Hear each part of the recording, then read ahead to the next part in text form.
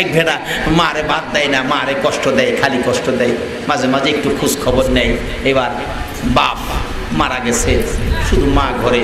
বেটা হজে যাইব, হজে যাওয়া কত সওয়াবের কাজ। মারে গিয়া কই মা আমি হজে যাবো। বাবা রে আমি মইরা গেলে যাইস, আমি মইরা গেলে আমার মাটি দিব কে? তুই হজে গেলে গা, আমি মইরা গেলে যাইস, নাইতে আগামীতে যাইস, পরের বছর। মা এবার আমি হজে যাবো। মা বাবারে আমি তো মরছি না, আমি মরলে মাটি দিয়ে যাইস, কেউ নাই আমার ঠামাইব কে? তৃতীয় বছর মা এবার হজে যাবো। না রে বাবা আমি মরলে যাইস। হ্যাঁ রাগ হয়ে গেছে, তুই মরতেও না আমার হজেও যাওয়া হইতো না। আচ্ছা আপনারা রাসূলের পক্ষে আসেননি? রাসূল কি কইছে?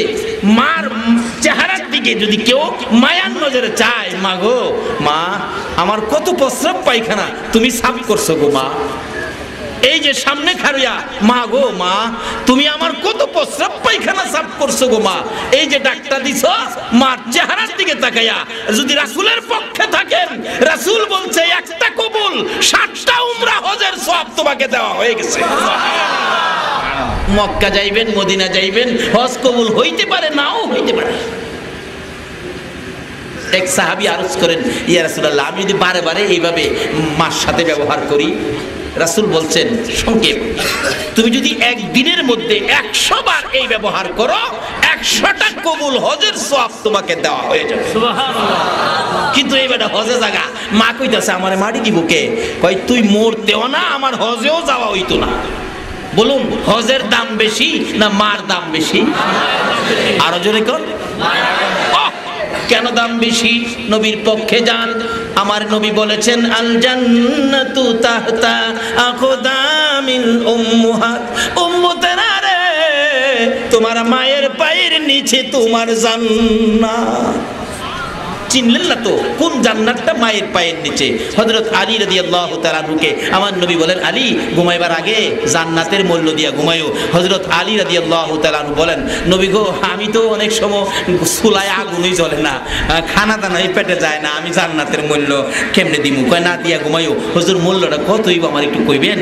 রাসূল বলেন সমস্ত পৃথিবী 70 বার বিক্রি করলে, শুধু ফটিয়া থানা না, চট্টগ্রাম জেলা না, সমস্ত পৃথিবী 70 বার বিক্রি করলে জান্নাতের একটা ইটের মূল্য হবে না। এই জান্নাতটা মায়ের পায়ের নিচে। বলুন এই মায়ের দাম কত হবে? এই মারে কষ্ট দিয়ে নবীর আশিক হইও না, নবীর সাহাবী হইয়াও আল্লাহর জান্নাতে যাওয়া হবে না। হযরতে আলকামা রাদিয়াল্লাহু তাআলা আনহুর জীবনী খুললে পাবেন, নবীর সাহাবী হয়েও বিপদে পড়ে গেছিলেন। যখন মা ক্ষমা দিছে, কালিমা নসিব হয়ে গেছে।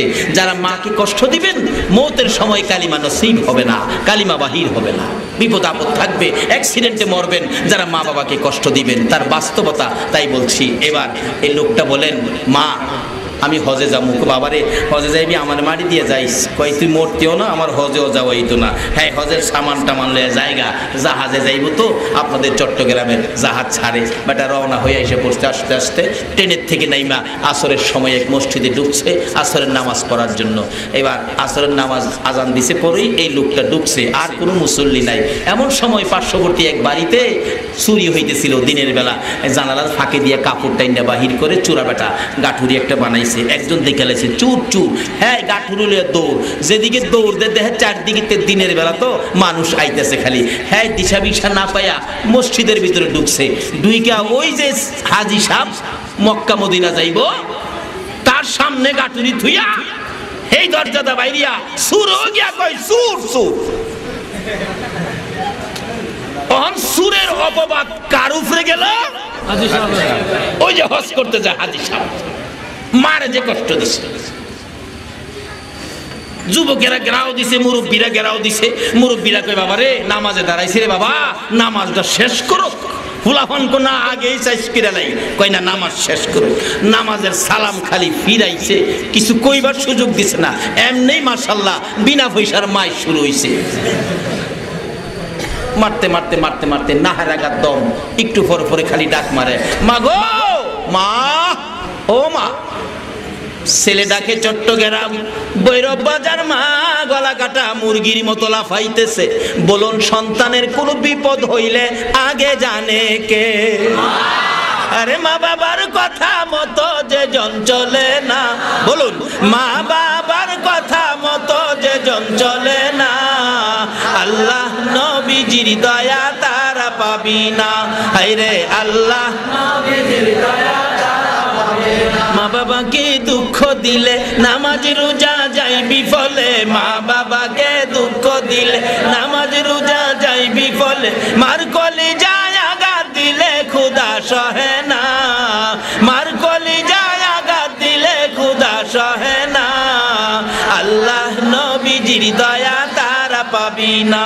হায়রে আল্লাহ নবীজির দয়া তারা পাবে না। তুফান জলে ডাইকা বলে মা বাবার দোয়া পেলে, তুফান জলে ডাইকা বলে মা বাবার দোয়া পেলে, দুঃখ কষ্ট যাবে চলে কিছুই রবে না, দুঃখ কষ্ট যাবে চলে কিছুই রবে না, আল্লাহ নবীজির দয়া তারা পাবি না।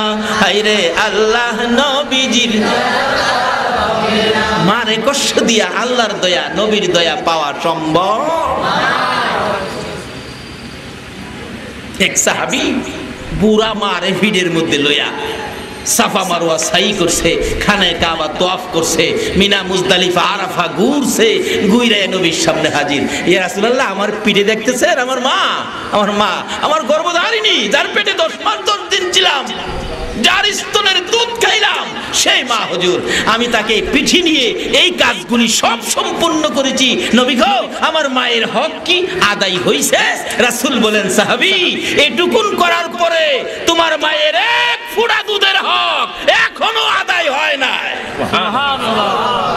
এই মারে কষ্ট দিয়ে নামাজ পড়লে কোনো লাভ হবে না, মক্কায় গেলে কোনো লাভ হবে না, মুফতি হন, মুহাদ্দিস হন, মুফাসসির হন, মক্কা মদিনার ইমাম সাহেব যদি হও, এই মারে কষ্ট দিয়ে জান্নাতে যাওয়া যাবে না।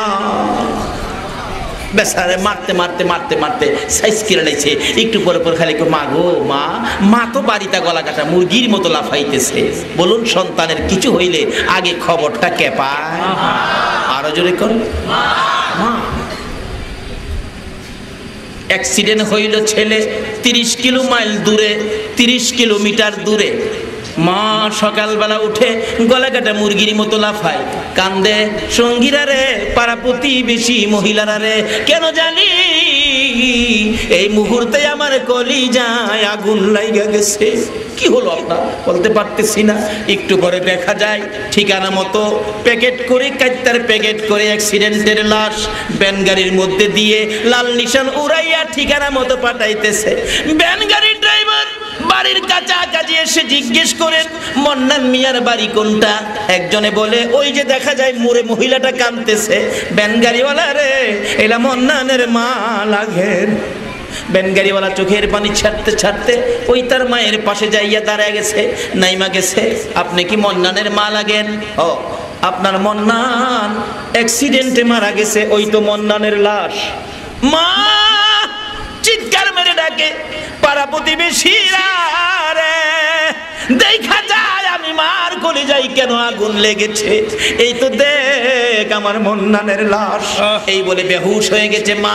লোকেরা এসে লাশটা নামাইয়া কাইত্তার প্যাকেট খুলে দেখতেছে, একেবারে মাথার মগজ বাহির হয়ে গেছে, জিহ্বা বাহির হয়ে গেছে, রক্তে লাল লাল হয়ে পড়ে আছে। মানুষ দেখতেছে কি হলো, অ্যাক্সিডেন্ট হলো, মারা গেল। কিন্তু মা দরুদি, সন্তানের ব্যথায় গো জ্ঞান হারা পড়ে আছে।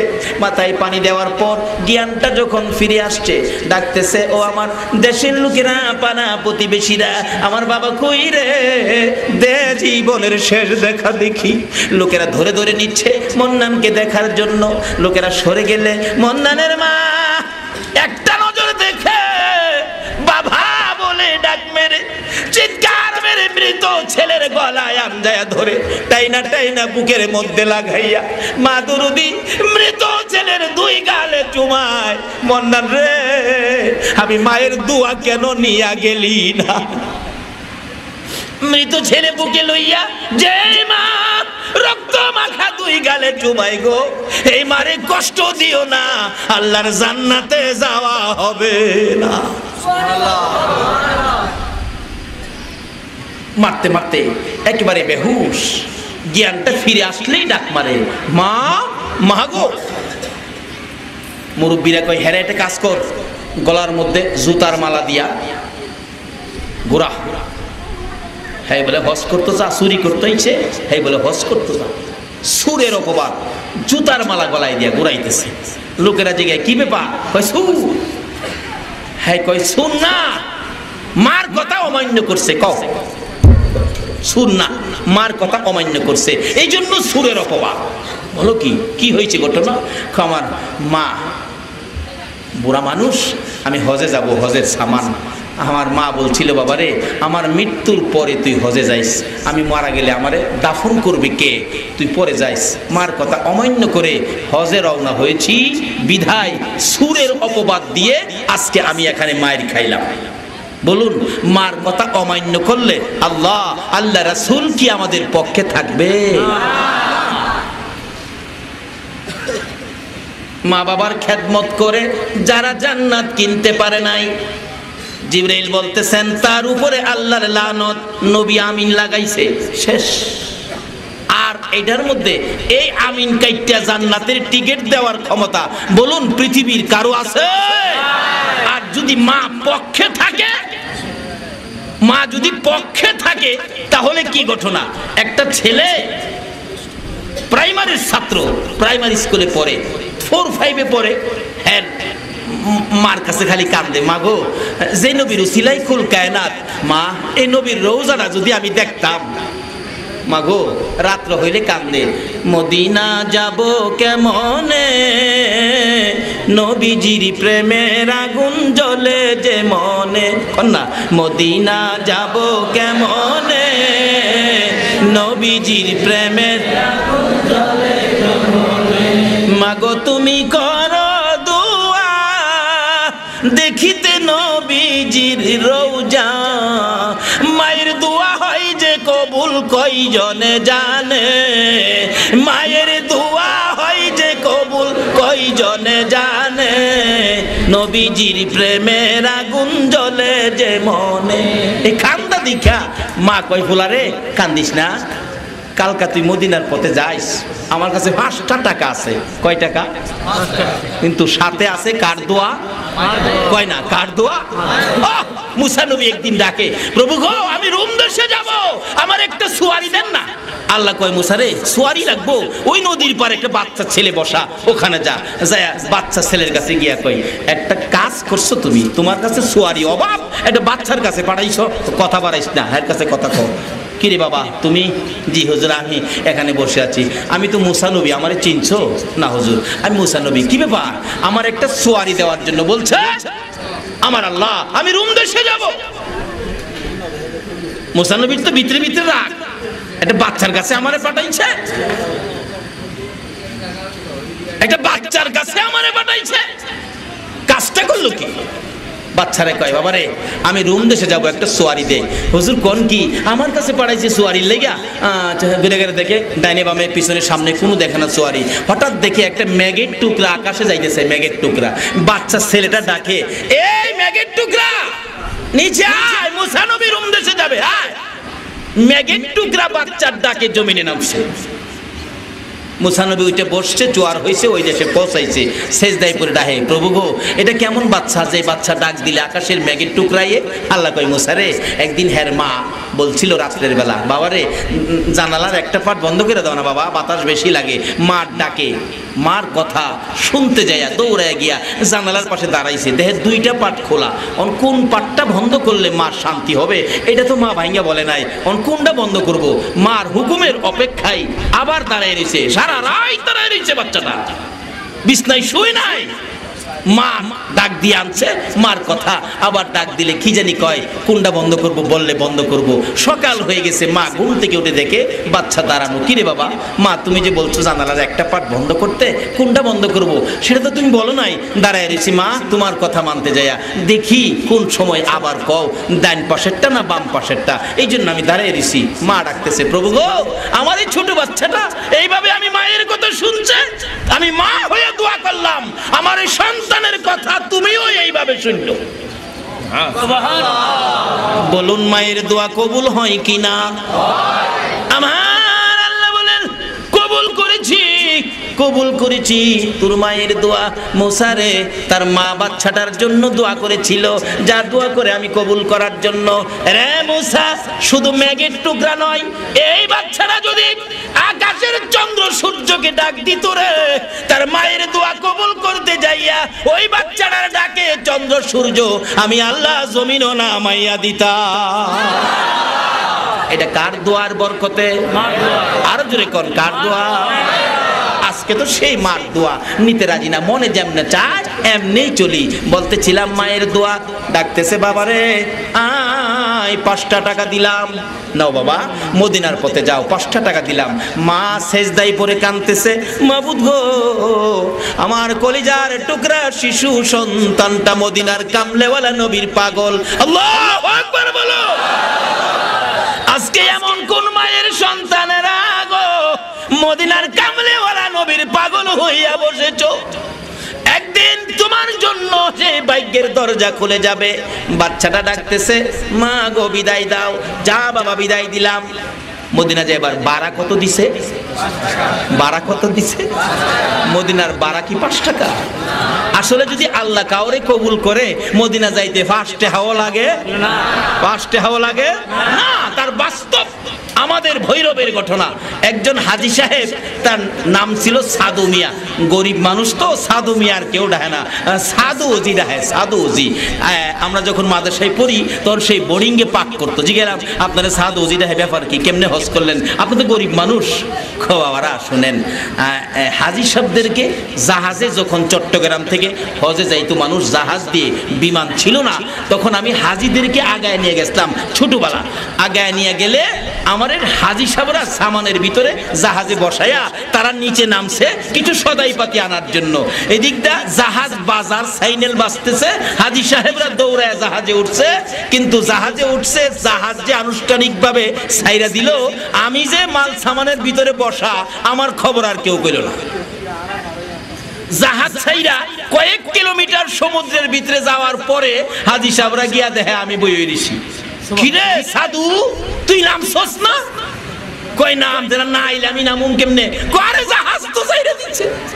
এই কান্দে, মা গো মা, ও মা। শারিং সাহেবের কাছে গেছে। শারিং সাহেব কয়, এটা কি খামখেয়ালি পাইছেন? যাত্রা করে হাজীদেরকে নিয়ে আল্লাহর মেহমান নবীর মেহমান নিয়ে রওনা হয়েছি, একটা বাচ্চা লাগে কি আবার জাহাজ বিরামু? আল্লাহ কয় বিরান লাগতো না, আরে মদিনা ফাটামু। জোরে কন না সোয়া। পয়সা নাই একটাও। হের তো 5 টাকা আছে, আর হের কি পয়সা নাই। কিছুদিন আগে লোকটা মৃত্যুবরণ করছে, সাধুজি, সাধু গরিব মানুষ, কিন্তু হাজী তো হইলেন। আল্লাহ যদি কাউরে কবুল করে মদিনার কামলেওয়ালার সাথে দেখা সাক্ষাতের, তাইলে পয়সার দরকার পড়ে না। তাইলে এই মাহফিলের লোকগুলিকে পয়সা ছাড়াও আমার আল্লাহ মদিনার দেখা দেখাইতে পারে কি না? যারা মদিনার আশেক পাগল হবেন, যারা এই নবীকে চিনবেন, আপনার সাথে দিদার হবেই। মদিনা যদি নাও নেয়, একদিন বাংলার দেশের বাঙ্গা ঘরের মধ্যে নবীর দিদার দেখায়া দিতে পারবে কি না?